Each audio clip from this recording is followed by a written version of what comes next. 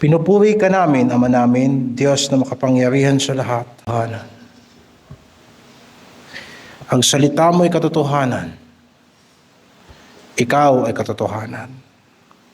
Ang banal na Espiritu ay katotohanan. Tulungan mo kaming lumakad sa katotohanan.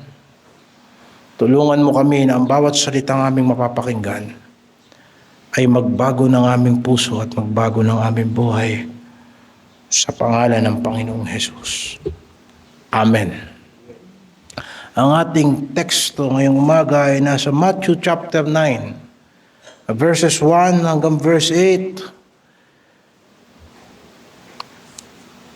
At ang ating paksa ay ang kapamahalaan ng hari sa pagpapatawad ng mga kasalanan. Ang kapamahalaan ng hari sa pagpapatawad ng mga kasalanan. At babasahin natin sa Matthew chapter 9 verse 1 hanggang verse 8. At lumulan siya sa isang daong at tumawid at tumating sa kanyang sariling bayan. At narito dinala nila sa kanyang isang lumpo na nakahiga sa isang higaan. At nang makita ni Jesus ang kanilang pananampalataya ay sinabi sa lumpo, "Anak, lakasan mo ang iyong loob. Ang iyong kasalanan ay pinatatawad na." At narito ang ilan sa mga eskriba ay nangagsabi sa kanilang sarili, "Ang taong ito ay namumusong." At pagkaunawa ni Jesus ng kanilang kaisipan ay sinabi, "Bakit nag-iisip kayo ng masama sa inyong mga puso? Sapagkat alinbaga ang lalong magaang sabihin, ipinatatawad na ang inyong mga kasalanan, o sabihin, magtindig ka at lumakad ka? Datapwat upang maalaman ninyo na ang anak ng tao ay may kapahamalaan sa lupa na magpatawad ng mga kasalanan." Sinabi nga niya sa lumpo, "Magtindig ka at buhatin mo ang iyong higaan at umuwi ka sa iyong bahay." At nagtindig siya at umuwi sa kanyang bahay. Datapwat nang makita ito ng karamihan ay natakot sila at kanilang niluwalhati ang Diyos na nagbigay ng gayong kapamahalaan sa mga tao. Pagpalain ng Panginoon ang pagkabasa ng kanyang salita. Ang salaysay na ating binasa ay tungkol sa pagpapatawad ng Panginoong Jesucristo sa isang lumpo. At ito ay mababasa rin natin sa Matthew chapter 2 verse 1, sa Mark chapter 2 verse 1 to 12. At Luke chapter 5 verse 17 hanggang 26. Bagamat sa lahat ng ebanghelyo, binigyang diin ng mga salaysay ang pagpapagaling sa lumpo, ang pangunahing usapin dito ay hindi lamang ang pagpapagaling ng isang katawan, kundi ang kapamahalaan ng Panginoong Hesukristo na magpatawad ng mga kasalanan. At ito ay gawang kasunod ng pagpapalayas ng mga demonyo sa lupain ng mga Gadareno, at yan yung pangangaral natin nakaraan sa Matthew chapter 8 verse 28 hanggang 34. At lumulan siya sa isang daong at tumawid. Ang tinutukoy ni Mateo na kanyang sariling bayan ay ang Capernaum. Kung ikukumpara natin ito sa Mark chapter 2 verse 1, bumalik ang Panginoon sa Capernaum. Marahil binanggit na ang Capernaum ay kanyang sariling bayan sapagkat ito ang naging sentro o naging base ng ministeryo ng Panginoong Jesucristo sa Galilea. At naalala natin, nagkaroon tayo ng pangangaral ng pagpapatuloy sa hari, sa tahanan na ang Panginoong Jesucristo ay tumahan sa bahay ni Simon Pedro. Pagdating niya doon, dinala sa kanya ang isang lumpo na nakahiga sa higaan. Verse 2. At sinabi ni Mateo na nakita ng Panginoon ang kanilang pananampalataya. Hindi na dinetalye ni Mateo ang pagkikita na iyon. Pero kung ikukumpara natin sa Mark chapter 2 verse 1 to 5, higit na detalye ang ipinakita sa pananampalatayang ito. Napakaraming tao ang nagtipon sa bahay na kinaroroonan ng Panginoon, kaya hindi sila makalapit. Kaya umakyat sila sa bubong, binuksan nila ang bubong at ibinaba ang lumpo sa harapan ni Jesus. Ang kanilang pananampalataya ay hindi lamang isang paniniwalang nasa isip.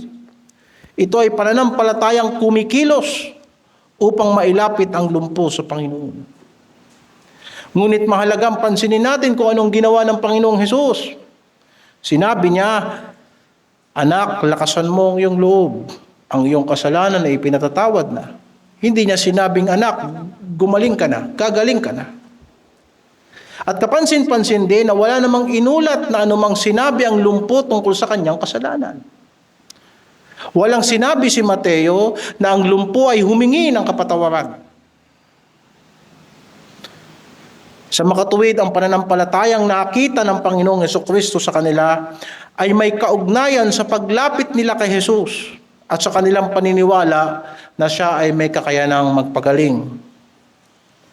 Si Kristo ay may kakayanang tumulong. Hindi pa nga lang nila nauunawaan yung lagpas na kakayanan ni Kristo at yun ang magpatawad ng mga kasalanan.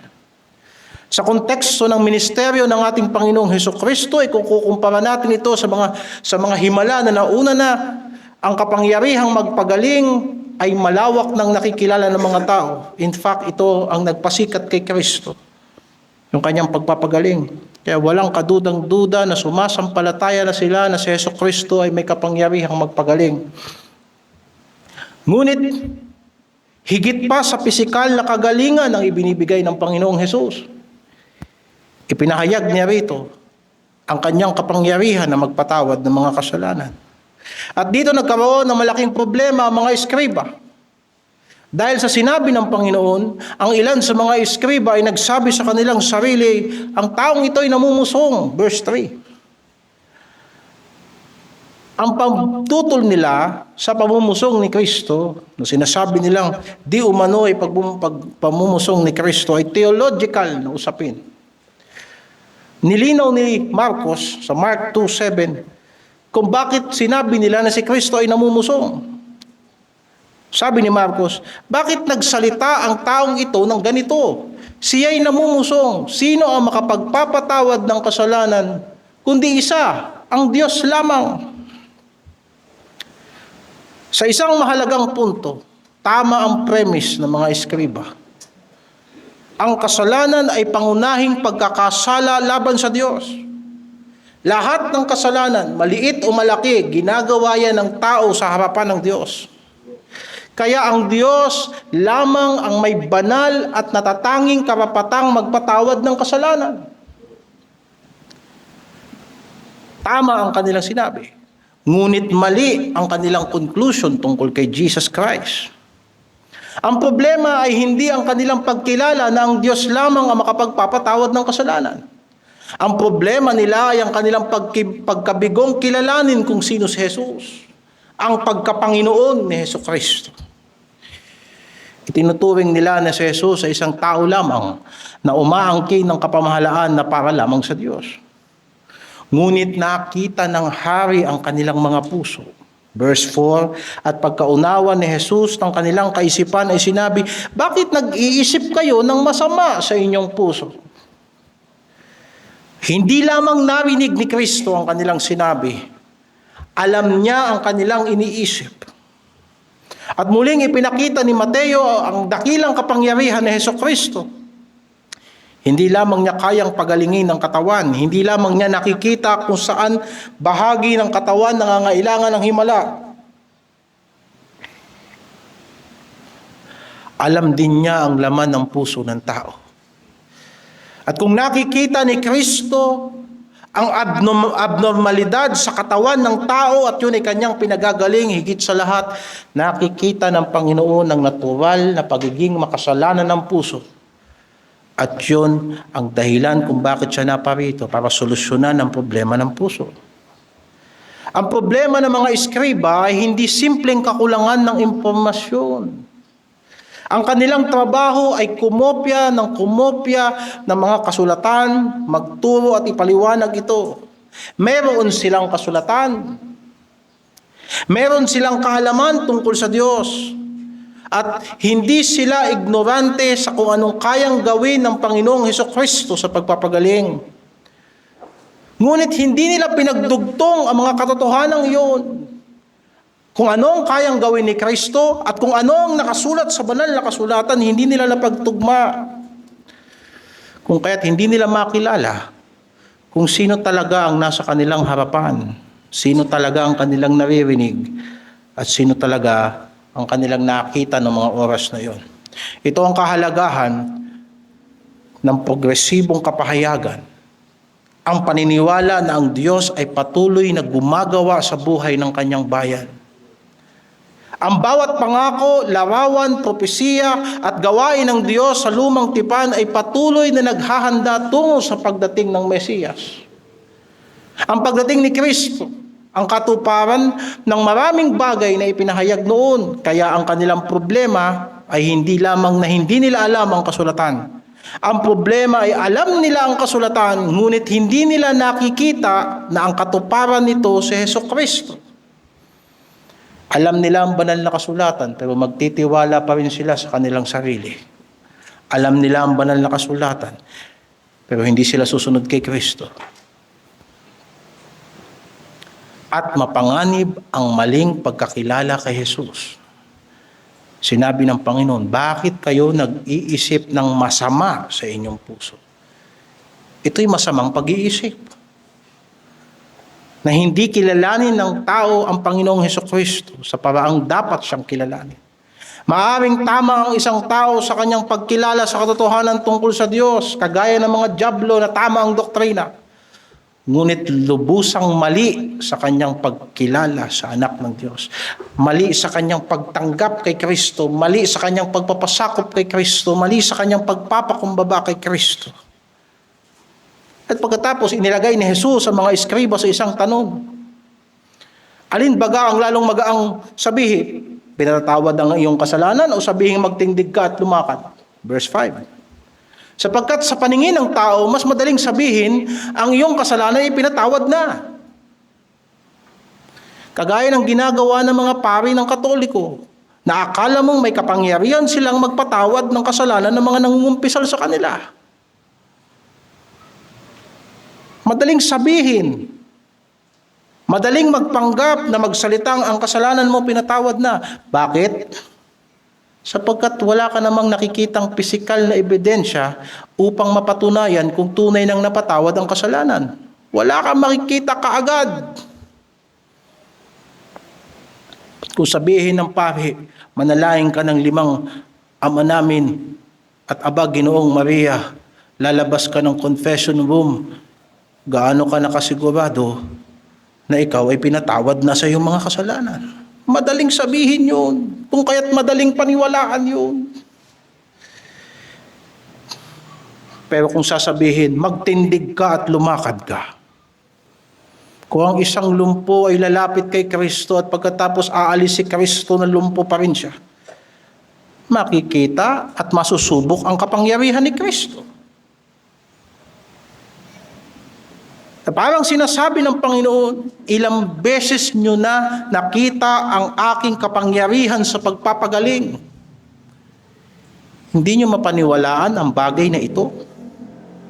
Ilang espiritu na ang pinalayas, masamang espiritu ang pinalayas. May ketong na pinagaling sa pamamagitan lamang ng kalooban at paghipo ng ating Panginoong Hesukristo. Yung alila ng senturyon ay gumaling sa salita lang ng Panginoong Hesukristo kahit hindi sila pisikal na magkasama sa isang lugar. Kung nagsalita si Kristo at hindi nangyari, masyadong mahirap paniwalaan ang kanyang kapangyarihan. So anong mas madaling sabihin? Pinatawad ka na sa iyong kasalanan? O tumayo ka, lumakad ka, at sinabi niya yan sa isang lumpo? Sa paningin ng mga tao, mas mahirap magpalakad ng lumpo. Kaya ginawa ni Jesus ang isang nakikitang himala upang patunay ang isang hindi nakikitang kapamahalaan. Kaya sa verse 6, datapwat upang malaman ninyo na ang anak ng tao ay may kapamahalaan sa lupa, na magpatawad ng mga kasalanan. Sinasabi nga niya sa lumpo, magtindig ka, buhatin mo ang iyong higaan at umuwi ka sa iyong bahay. Ang pagpapagaling ay ebidensya na si Hesukristo ay may kapangyarihan. Sapagkat mahirap gawin yun. Hindi yun magagawa ng ordinaryong tao na magpagaling na walang teknolohiya. Hindi niya tinerapi yung pilay. Sa salita niya lang, pinatayo niya yung pilay. Sa makatuwid, meron din siyang kapamahalaan na linisin ang kasalanan ng isang makasalanan. Hindi pisikal na kagalingan ang pangunahing punto rito. At ito ang nakikitang tanda na nagpapatunay sa hindi nakikitang katotohanan. Sa mga naunang salaysay, paulit-ulit na ipinakita ni Mateo ang kapamahalaan ng salita ni Kristo. At binanggit ko na ang pagpapagaling niya ng kitungin at ang pagpapagaling niya ng alipin ng senturyon. Ngayon, ang kapamahalaan ng salita ni Jesus ay ipinakita sa isang higit na dakilang bagay. Sa pagpapatawad ng kasalanan. Sinabi niya sa lumpo na tumindig at ang tao'y naglakad. Hindi kailangan ni Jesus ng ritual. Hindi niya kailangan ng panalangin mula sa ibang tao. Hindi niya kailangan ng seremonya upang maisagawa ang kanyang nais gawin. Nagsalita ang hari at nangyari ang kanyang sinabi. Ito ang dahilan kung bakit ang himala ni Kristo ay hindi simpleng nagpapakita ng supernatural power. Ang mga ito ay tanda na nagpapatotoo kung sino siya. John 10:38, sinabi ni Jesus Christ, kung ginagawa ko ang mga yaon kahit hindi kayo magsisampalataya sa akin, ay magsisampalataya kayo sa mga gawa, upang malaman ninyo at mapag-unawa na ang Ama ay nasa akin at ako ay nasa Ama. Ang mga gawa ni Jesus ay nagpapatotoo sa kanyang pagkakakilanlan at sa kanyang pagiging anak ng Diyos. At nangyari ang sinabi ni Jesus. Ang taong dinala sa harapan ni Jesus na nakahiga sa isang higaan ay umuwi na dala ang kanyang higaan. Hindi nabigo ang pananampalataya ng mga taong nagpumilit lumapit sa Panginoong Hesukristo. Ngunit higit pa sa isang katawan ang pinagaling ng Panginoon. Pinagaling niya ang panloob na suliranin ng tao nang siya ay nakatagpo ng kapatawaran. At sa verse 8, nang makita ito ng karamihan, natakot sila. At kanilang niwalhati ang Diyos na nagbigay ng gayong kapamahalaan sa mga tao. Now, sagutin natin ang tanong, bakit napakahalagang ipakita ng Panginoong Hesukristo ang kanyang kapamahalaan sa pagpapatawad ng kasalanan? Bakit napaka-importante nito? At 2 punto lang. Una, sapagkat ang kapatawaran ng mga kasalanan ay pangako ng bagong kasunduan. Ang kapatawaran ng mga kasalanan ay bahagi ng bagong kasunduan. Hindi lamang ito tungkol sa pagpapagaling ng isang lumpo. Ang himalang ito ay bahagi ng isang mas malaking gawain ng Diyos sa kasaysayan ng pagtubos. Ang pagdating ng Mesiyas, ang pagtatatag ng kanyang kaharian at ang pagliligtas ng kanyang bayan mula sa kanilang mga kasalanan. Nang bumagsak ang kaharian ng Huda sa kamay ng mga taga-Babilonya, nangako ang Diyos na kanyang pababalikin ang kanyang bayan pagkatapos ng 70 years. Ngunit ang ipinangakong pagpapanumbalik ay hindi lamang pagpapabalik sa lupain. Kasama rito ang mas malalim na gawain ng Diyos sa puso ng kanyang bayan. Kaya mababasa nyo sa Jeremiah 31 verse 31 hanggang 34. Ipinangako ng Diyos ang isang bagong kasunduan. Narito, ang mga araw ay dumarating, sabi ng Panginoon, na ako'y makikipagtipan ng panibago sa sambahayan ni Israel at sa sambahayan ni Huda. Hindi ayon sa tipan na ipinagkatipan ko sa kanilang mga magulang. Sa araw na aking kinuha sila sa pamamagitan ng kamay upang ilabas sila sa lupain ng Ehipto. Na ang aking tipan ay kanilang sinira, bagamat ako'y asawa nila, sabi ng Panginoon. Kundi ito ang tipan na aking ipagkikipagtipan sa sambahayan ng Israel pagkatapos ng mga araw na yaon. Sabi ng Panginoon, aking itatala ang aking kautusan sa kanilang kalooban at aking isusulat sa kanilang puso. At ako'y magiging kanilang Diyos at sila'y magiging aking bayan at hindi na magtuturo bawat isa sa kanilang kapwa at ang bawat tao sa kanyang kapatid na magsasabi, kilalanin mo ang Panginoon. Sapagkat makikilala nila ako mula sa kaliit-liitan sa kanila hanggang sa kadaki-dakilaan sa kanila, sabi ng Panginoon, sapagkat aking ipatatawad ang kanilang mga kasamaan at ang kanilang kasalanan ay hindi ko na aalalahanin pa. Ang bagong kasunduan ay may kaugnayan sa kapatawaran ng kasalanan, pagbabago ng puso, pagkakilala sa Diyos, at pagpapanumbalik ng tunay na relasyon sa Kanya. In fact, yan ay marka na ang Panginoon ay dumating na. Sabi ng Panginoon, makikilala nila ako sapagkat ipapatawad ko ang kanilang mga kasalanan. Sa kasamaang palad, hindi siya nakilala ng mga eskriba sapagkat hindi sila naniniwala na ang anak ng tao ay may kapangyarihang magpatawad ng kasalanan. Pero sa mga naniwala, alam nila na si Jesucristo ang Mesiyas. Sa bagong tipan, may kapatawaran ng kasalanan at ipinahayag yan ng Panginoon. Kaya pagdating sa Jeremiah 32, inutusan ng Panginoon si Jeremiah na bumili ng lupain. At ang sabi ni Jeremiah, Panginoon, pinabili mo ako ng lupain. Ang lahat ng lupain na ito ay sa mga Kaldeyo na. Nasakop na lahat ng mga taga-Babylonia yan. Ba't ako bibili ng lupain? At ang sabi ng Panginoon, sapagkat darating ang panahon, makakapanumbalik kayo.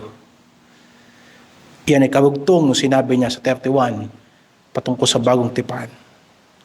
At sinabi ng Panginoon, patungkol sa panunumbalik ng kanyang bayan, narito, ako ang Panginoon, ang Diyos ng lahat ng tao. May anumang bagay ba na totoong mahirap para sa akin? Sinabi ng Panginoon yan, hindi para asahan natin siya sa kung anong mga bagay dito sa lupa. Sinabi ng Panginoon na walang mahirap para sa Kanya. Sapagkat siya'y nangako na babaguhin niya ang puso ng Kanyang bayan. At ilalagay niya ang Kanyang salita sa kanilang mga puso at sa kanilang isip. At patatawarin niya sila sa kanilang mga kasalanan. At saka sinabi ng Panginoon, ako ang Panginoon, ang Diyos ng lahat ng laman. Mahirap na bagay ba para sa akin na gawin yan? Kaya ng Diyos magwasak. Kaya rin niyang magbuo. Kaya niyang magparusa, kaya niyang magpala. Kaya niyang humatol sa tao, kaya niyang magpawalang sala ng tao. Kaya niyang pabayaan ng tao na anihin ang lahat ng kanyang pagsalangsang sa Panginoon. Pero kaya rin ng Diyos magpanumbalik sapagkat siya ang mabuting pastol. Kaya ng Diyos pumilay. Kaya rin ng Diyos bumuo. Kaya ng Diyos magpatigas ng puso, kagaya ni Paraon, na hindi ka titigilan ng Diyos sa iyong kahirapan hanggat hindi ka sumusuko sa Kanya. At darating ang panahon, gusto mo nang sumampalataya pero hindi pa tapos ang Diyos sa iyo. Pero kaya rin ng Panginoon na magbigay ng pusong malambot o isang kakilakilabot na bagay na mahulog sa kamay ng Diyos na buhay. Kaya, nang dumating ang Panginoong Hesukristo at sabihin sa isang makasalanang lumpo, ang iyong kasalanan ay pinatatawad na. Hindi ito isang maliit na pahayag. Ito ay isang napakalaking pagpapahayag tungkol sa kanyang persona at sa kanyang gawain na yung Diyos na nangusap kay Jeremiah, ito na yung Diyos na nagkatawang tao. Dumating na ang tagapagligtas. Kaya hindi nakakapagtaka na ang mensahe ng ministeryo ng Panginoong Hesukristo ay panawagan sa pagsisisi. Sinabi niya, magsisi kayo sapagkat malapit na ang kaharian ng langit. Matthew 4:17. Ang hari ay dumating at kasama ng kanyang pagdating ay pagpapahayag ng paghahari ng Diyos. At kailangan ng tao maghanda sa pagharap niya sa Diyos. Kagaya ng sinabi ng propeta, maghanda kayo na harapin ang inyong Diyos. At ang naghahanda sa tao ay buhay ng pagsisisi. Sinabi ng Panginoong Hesukristo, hindi ako naparito upang tumawag ng matutuwid, kung hindi ng mga makasalanan para sa pagsisisi. Chapter 9, verse 13. Ang kapatawaran ng kasalanan ay hindi side issue ng kanyang ministeryo. In fact, kung nakilala mo si Kristo at hindi siya umepekto sa buhay mo, hindi mo nakilala si Kristo. Naalala ko yung kanta. Have you met the Galilean? He who calmed the storms and make the blinded eyes to see. You will never be the same again. For He will change your life and He will set your spirit free. Walang nakakilala kay Kristo at nakatagpo sa Kanya ng buhay na hindi mababago ng Kanyang presensya. Sapagkat si Jesucristo ay tunay na nagpapatawad ng makasalanan. At tunay na nagliligtas. At ang pangalawa, ang kapatawaran ng mga kasalanan ay nagpapakita na siya ang Mesiyas. Ito expansion lang ng first point. Bakit napakahalagang ipakita ng Panginoong Jesucristo na kaya niyang magpatawad ng kasalanan? Sapagkat siya ang Mesiyas. Sa Matthew 9:6 sinabi, datapwat malalaman ninyo na ang anak ng tao ay may kapamahalaan sa lupa na magpatawad ng kasalanan. Pansinin mo yung titulo na anak ng tao. Hindi ito simpleng paraan ng pagtukoy ni Jesus sa kanyang sarili bilang tao. Ang titulong ito ay may malalim na kaugnayan sa pangitain ni Daniel. Sa Daniel chapter 7 verse 13 to 14, at ilang beses na natin itong iniuugnay sa talatang ito, nakita ni Daniel na paritong gaya ng isang anak ng tao na napa sa mga alapaap ng langit at naparoon hanggang sa sugo ng mga araw. Ang anak ng tao na ito, verse 14, ay binigyan ng kapangyarihan, kaluwalhatian at isang kaharian upang ang lahat ng mga bayan, bansa, mga wika ay maglingkod sa Kanya. At ang kanyang kapangyarihan ay walang hanggang kapangyarihan na hindi lilipas at ang kanyang kaharian ay hindi magigiba. Verse 14. Kaya, kapag tinawag ni Jesus ang kanyang sarili na anak ng tao, hindi lamang niya ipinahayag ang kanyang pagkatao. Iniuugnay niya ang kanyang sarili sa Mesiyas na nakita ni Daniel. Ang hari na binigyan ng walang hanggang kaharian at kapamahalaan. At ano ang ipinakita ng anak ng tao sa Matthew chapter 9? Mayroon siyang kapamahalaan sa lupa na magpatawad ng mga kasalanan. Ang kapatawaran kung gayon ay hindi lamang pagpapala sa lumpo. Ito ay ebidensya ng Mesiyas na ipinangako ng Diyos ay dumating na. Ano ang kinalaman ng kanyang pagiging anak ng tao sa kapatawaran ng mga kasalanan? Ano kung anak siya ng tao? Siya yung tinutukoy sa Daniel. Bakit may kinalaman yun sa kapatawaran ng mga kasalanan? Masasagot yan sa sagot sa tanong na sino ang tatanggap ng kaharian ng anak ng tao? Sino ang tatanggap ng kaharian? Pag dumating ang anak ng tao, sino ang kanyang paghaharian? Bumalik tayo kay Daniel. Chapter 7, pumunta ka sa verse 27. At ang kaharian, at ang kapangyarihan, at ang kadakilaan ng mga kaharian sa silong ng buong langit, mabibigay sa bayan ng mga banal ng kataas-taasan. Ang kanyang kaharian ay walang hanggang kaharian at lahat ng kapangyarihan ay maglilingkod at tatalima sa kanya. Ang anak ng tao ay may tiyak na bayan na kanyang paghaharian. Ito ay bayan ng mga banal. Kaya, nang naparito ang Panginoong Hesukristo bilang anak ng tao, ang kanyang unang misyon ay upang iligtas ang kanyang bayan mula sa kanilang kasalanan. Matthew 1:21. Pansinin natin mga kapatid na hindi lamang niya iniligtas ang kanyang bayan mula sa mga bunga ng kasalanan, kung hindi iniligtas sila mismo sa kanilang kasalanan.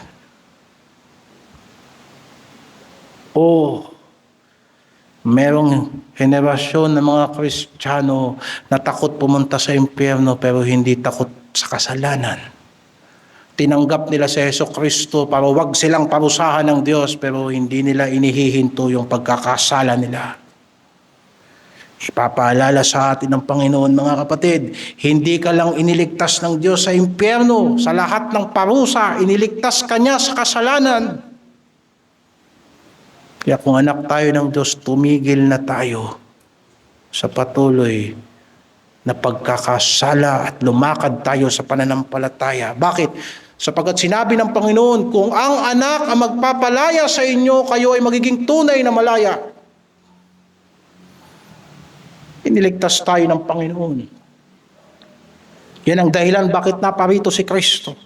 Para ang tao ay magkaroon ng kapangyarihan na lumaban sa puwersa ng kadiliman. Hindi lang niya niligtas ang tao mula kay Satanas, inililigtas niya rin ang tao mula sa kanyang sarili. Kaya sino mang susunod kay Kristo ay dapat matutong lumimot sa kanyang sarili at pasanin ang kanyang krus at sumunod kay Jesucristo araw-araw. Kaya sa Matthew chapter 9, bago niya pagalingin ang katawan ng lumpo, at alam natin lahat ng sakit ay bunga ng kasalanan, nang noong una pa, hindi sana nagkaroon ng kamatayan at pagkawasak sa sanlibutan kung hindi pumasok ang kasalanan sa sanlibutan. Pero hindi lamang pinagaling ni Kristo ang sakit ng lumpo, ipinahayag muna niya ang kapatawaran sa mga kasalanan. Ipinakita nito ang prioridad ng kanyang pagliligtas. Sapagat ang hari ay hindi dumating upang paglingkuran. Darating ang panahon paglilingkuran siya ng lahat ng bansa.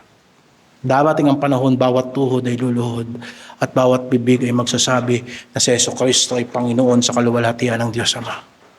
Pero nung unang beses siyang naparito, ang sabi niya sa 20 verse 28 ng Matthew, ang anak ng tao ay hindi naparito upang paglingkuran kundi upang maglingkod.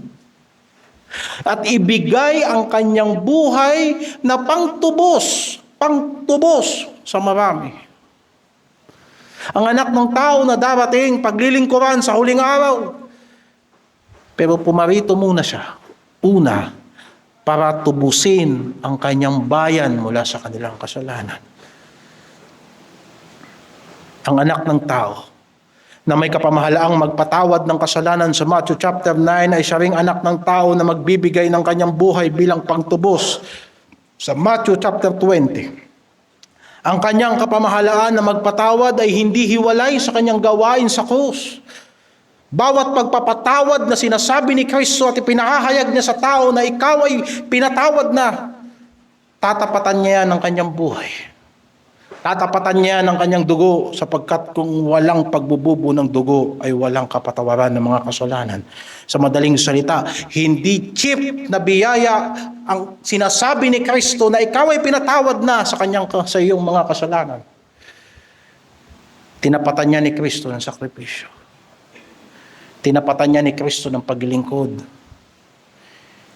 Tinapatan niya ni Kristo ng kamatayan niya, ng pag-aalay ng banal na buhay. Ang hari na may karapatang magpatawad ay siya ring hari na kusang nagbigay ng kanyang buhay upang maisagawa ang pagtubos ng kanyang bayan. Nasa kanya ay meron tayong katubusan sa pamamagitan ng kanyang dugo sa ikapagpapatawad ng ating mga kasalanan. Subalit, ang kwento ay hindi nagtatapos sa unang pagparito ni Jesucristo. Ang pangitain ni Daniel tungkol sa anak ng tao ay umaabot sa kanyang walang hanggang paghahari. Sa pagtatapos ng banal na kasulatan, ipinakita kay Juan ang katuparan ng pangakong iyon sa muling pagparito ni Jesucristo. Paano mo napatunayan na si Jesucristo nga yung nasa Daniel chapter 7? At paano na yung Daniel chapter 7 na yung anak ng tao babalik, ibibigay niya yung kanyang kaharian at siya'y maghahari sa mga banal. Paano nag-fit in yun sa ministeryo ni Jesucristo?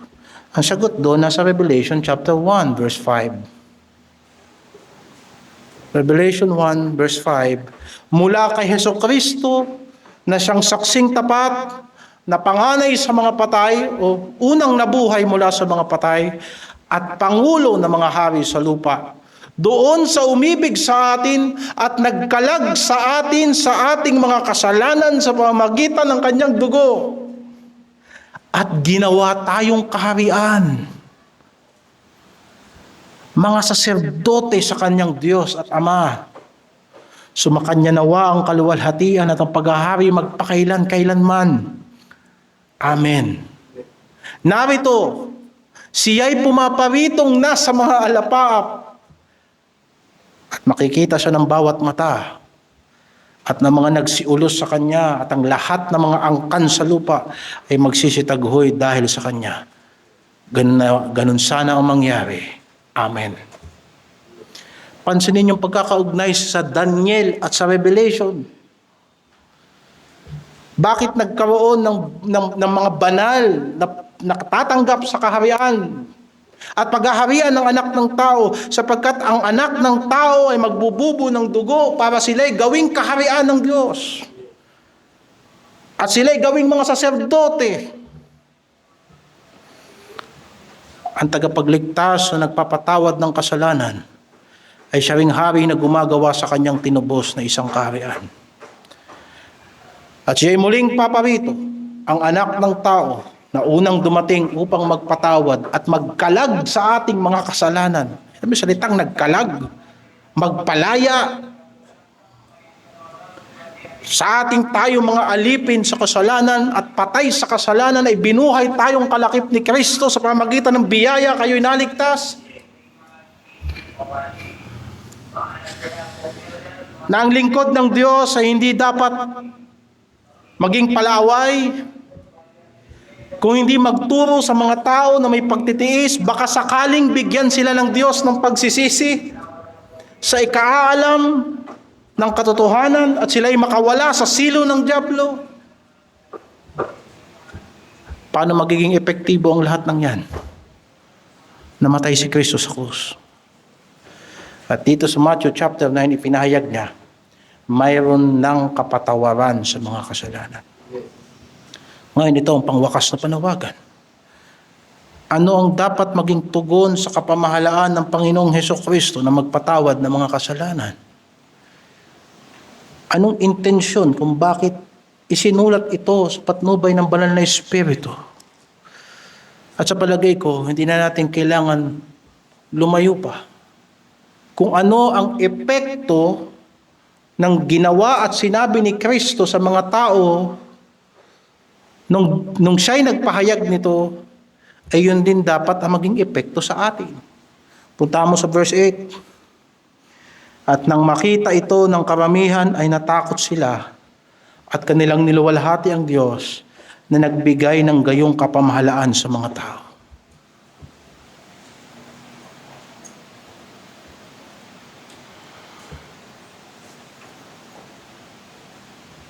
Isa sa mga dahilan kung bakit nakumbinsi ako na higit sa kaalaman sa Biblia, kailangan ko ng kaligtasan, na hindi theoretical, kung hindi totoong kaligtasan, sapagkat may nakita ako ng mga tao na napakasama nila sa dati nilang pamumuhay. Sa pananampalataya lang kay Kristo, nag-iba ang kanilang lakad. Sa bawat patotoo ng mga naliligtas,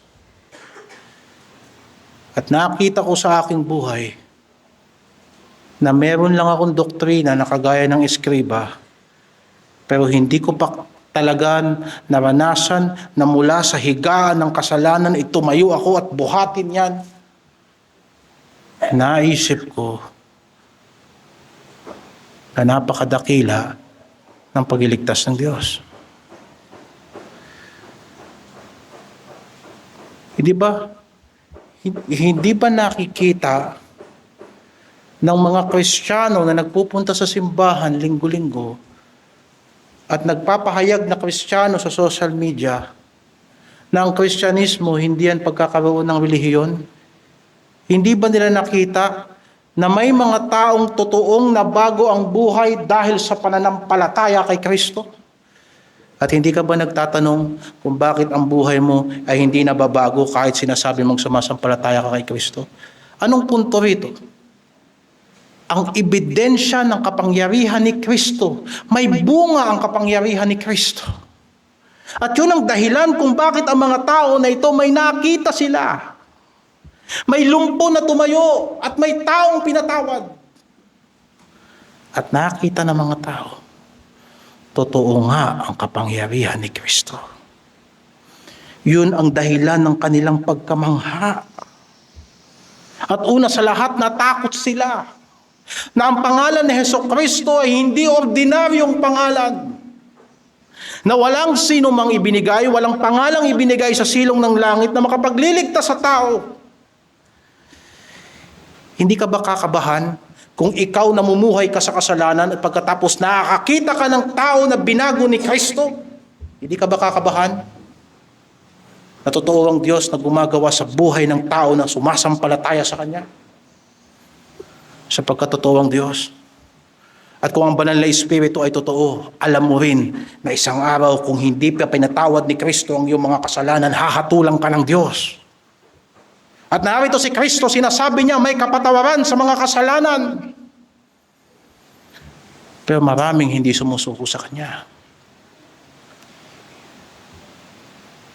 Hindi pwedeng magtapos lang tayo sa takot. Maaaring natatakot tayo sa impyerno, pero hindi ka takot sa kasalanan.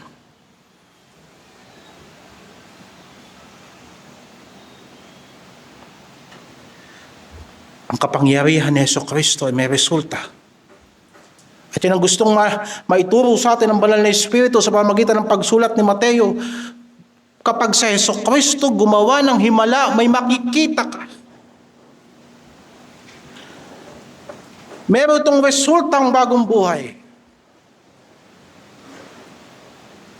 At ilalagay niya ang kanyang banal na Espiritu sa puso ng tao upang sila'y lumakad sa kanyang panuntunan. At nalalaman mo na narito na nga ang paghahari ng Diyos. Sinabi ni Jesucristo, kung ako sa pamamagitan ng daliri ng Diyos ay nagpapalayas ng demonyo, nasa inyo na nga ang kaharian ng Diyos. Hindi ba't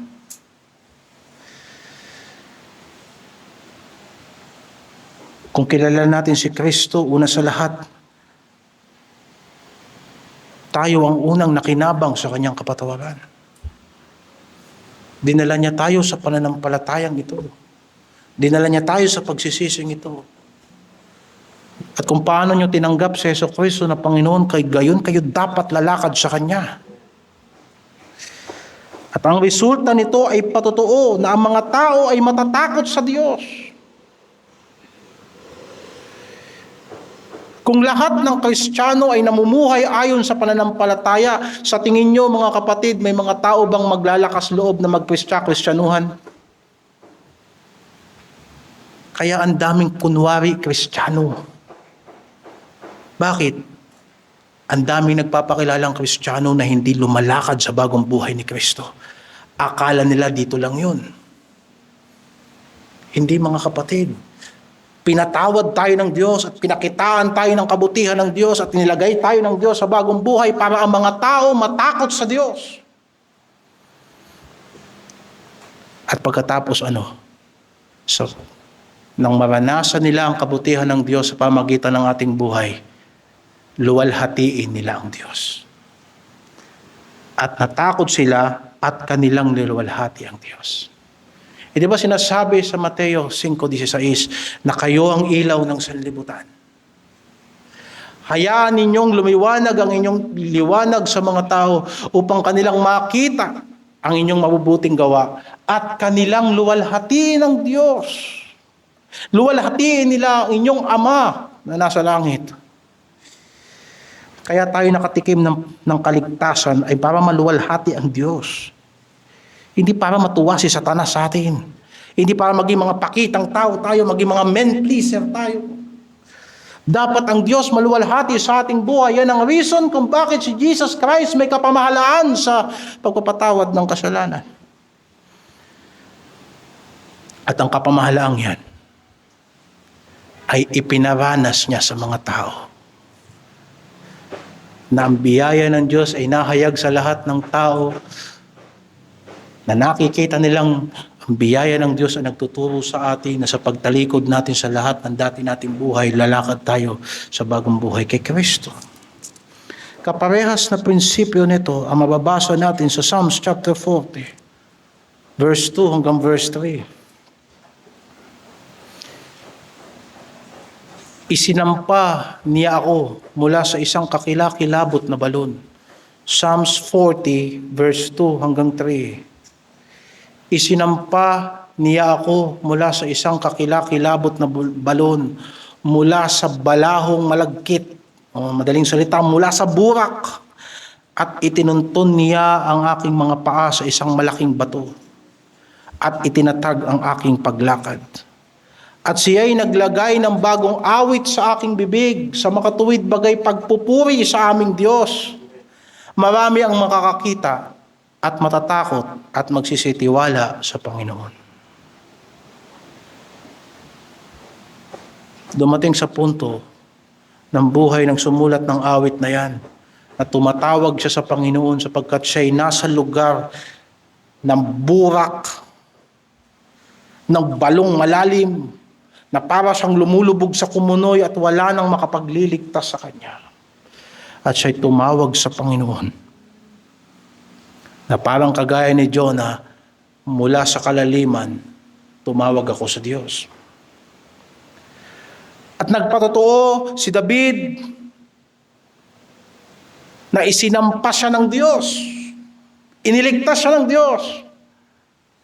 At pagkatapos hindi siya basta binitawan. Mula sa malalim na balon, isinampa siya.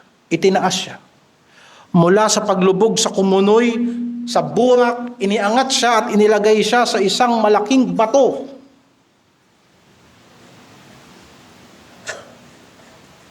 Mula sa pagkakapiit sa isang sitwasyon na malayo sa Diyos, inilagay ang kanyang paa. Itinatag ang kanyang paa, tinatag ang kanyang paglakad. Binigyan siya ng bagong paglakad ng Diyos. At hindi nagtatapos yun doon. Nang siya'y maligtas doon sa sitwasyon na iyon na karimari-marim at malayo sa Diyos, binagyan siya ng Diyos ng bagong awit sa kanyang bibig. Hindi nagtatapos sa kaligtasan. Nauuwi ito sa kapurihan ni Kristo. Sa isang bibig na hindi matitigil sapagkat nadama niya ang kanyang pag-ibig ng Diyos sa kanya. Anong lumalabas sa kanyang bibig? Sa makatuwid bagay pagpupuri sa aming Diyos. At hindi nagtatapos sa pagpupuri. Dumidiretso ito sa patotoo. Marami ang makakakita.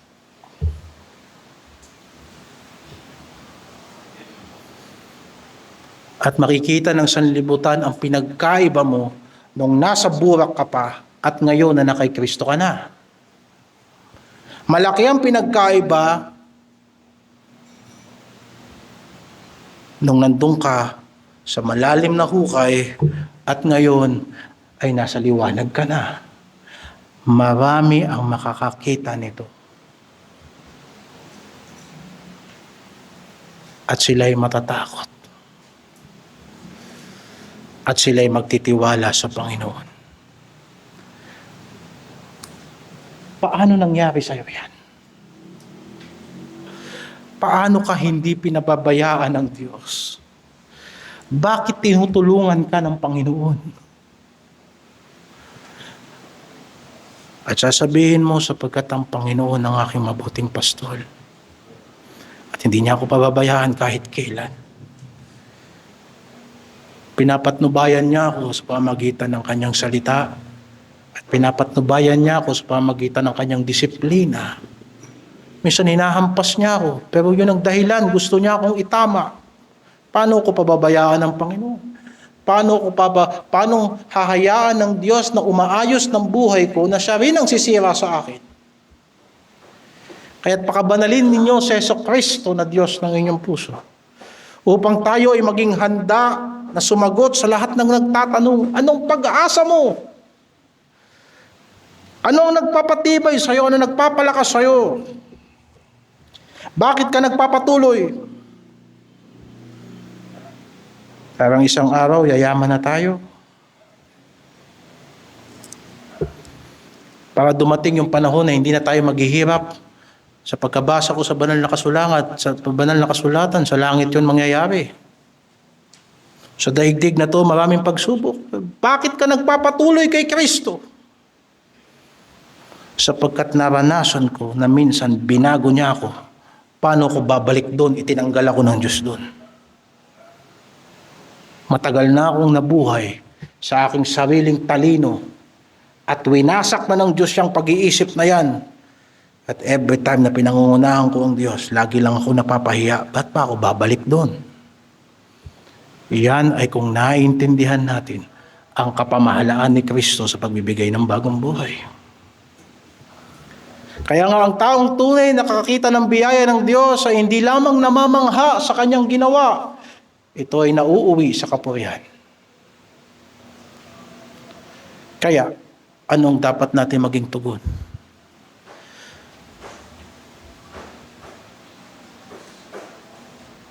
Una sa lahat, dapat tayo matakot sa Diyos.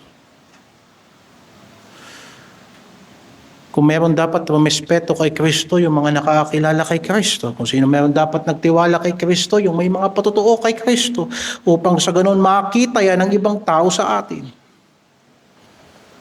Ang himala sa Matthew 9 ay nagdulot ng takot at pagpupuri sa karamihan at ang awit 40 ay ipinakita ang buong higit na pagtugon. Nauuwi ito sa bagong pamumuhay. Kaya kung tunay nating nakita kung sino si Kristo at kung ano ang kanyang kapamahalaan, hindi sapat na namamanghalang tayo sa kanya. Ipakita natin ang buhay natin na isang buhay na hain at pagsamba sa Diyos, sapagkat siyang pinatawad ng marami, magmamahal ng malaki. At nagmamahal tayo sapagkat siya ang unang umibig sa atin. Huling talata, Ephesians 1:6-7. Sa ikapupuri ng kaluwalhatian ng kanyang biyaya na sa atin ay pinagkaloob na masagana sa minamahal, sa kanya ay meron tayo ng ating katubusan sa pamagitan ng kanyang dugo na kapatawaran ng ating mga kasalanan ayon sa kayamanan ng kanyang biyaya. Manalangin tayo. Ama namin, sinasamba ka namin. At pinupuri ka namin, niluluwalhati ka namin. Kahabagan mo kami. Tulungan mo kaming maipamuhay sa buhay namin, yung buhay na pinatawad, na nakatagpo ng kapatawaran. Tulungan mo kaming lumakad sa pananampalataya. Tulungan mo kami na yung dati naming pagkatao na namatay na, ay wag na naming buhayin sa pamagitan ng aming mga pagsuway. Niluwalhati mong iyong anak sa aming kalagitnaan. Pinatatag mo ang aming pagtitiwala. Pinatawad mo kami upang kami maging bayan, maging banal na bayan sa iyo. At isang araw, ikaw ay babalik at kami ay tatanggap ng kaharian. Kami mag-aharing kasama ni Kristo. O Diyos, gawin mo kaming matapat sa pagsunod sa iyong kalooban. Lahat ng sinabi mo sa amin, tulungan mo kami na matupad namin. Lahat ng iniutos mo sa amin, tulungan mo kami na masunod namin. At lumakad kami sa patnubay ng iyong banal na Espiritu, sapagkat sa iyo ang kaharian at paghahari magpakailanman sa pangalan ng Panginoong Hesus. Amen.